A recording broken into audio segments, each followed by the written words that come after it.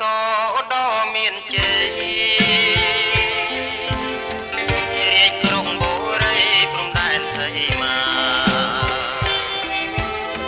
អាត្រៀតស្ងប់ស្ងាត់ក្លិនផ្លែពុនធាឡងវាសាស្មានថាក្លិនខ្លួនស្រស់ស្រីតែនដីអូតស្មាច់នៅដាច់លើភ្នំ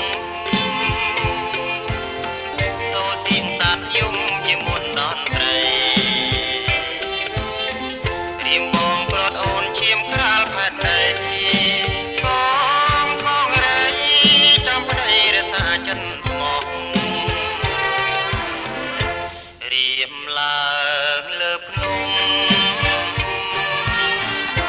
ឆ្ងាយជំរំភ្នំគោពួងត្រៀមតែនឹងស្រណោះរឿងយើងទាំងអស់ធ្លាប់រួមជាមួយគ្រួសារមកលុបរួតចំបៃភាំងក្តីស្នេហ៍ខ្ញុំអូអំពិលទុំទំនុំវាសនា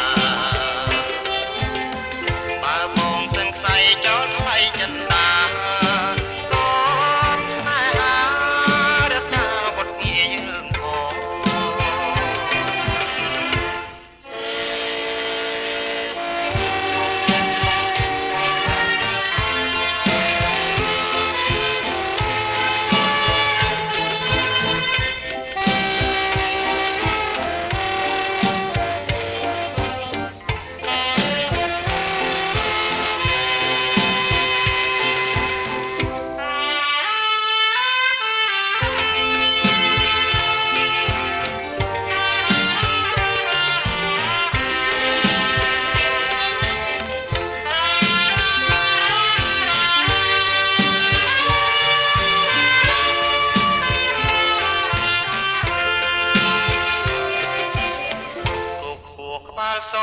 ដ៏មានជ័យរាជក្រុងបូរីព្រំដែនសីមាអាត្រៀតស្ងប់ស្ងាត់ក្លិនផ្លែពុនធាឡងងារសាស្មានថាក្លិនខ្លួនស្រស់ស្រីតែនដីអូតស្មាច់នៅដាច់លើភ្នំតូសៀងតាត់យំជាមុនដនត្រីឈាមក្រាលផែនដី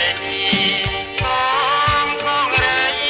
ចាំប្តីរសាចិនស្មោះ